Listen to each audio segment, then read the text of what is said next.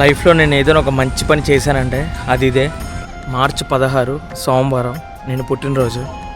ఇంకొక కొద్ది నిమిషాల్లో 12 కాబోతుంది. సాక్షాత్తు ఆ శివయ్య ఉన్న ఈ నేల మీద నా పుట్టినరోజు జరుపుకోవడం అనేది నాకు చాలా ఆనందాన్ని కలిగిస్తుంది.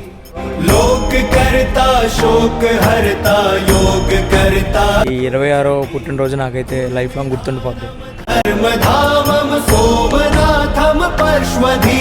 మాటలు అసలు చెప్పలేకపోతున్నా. మనసు అయితే చాలా ప్రశాంతంగా ఉంది.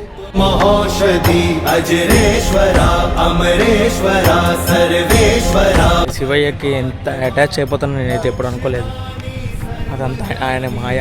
ఒకప్పుడు నేను ఏ దేవుడిని నమ్మేవాడిని కాదు అసలు, కానీ ఏంటో తెలీదు, నేనైతే శివయ్య మాయలో పడిపోయా.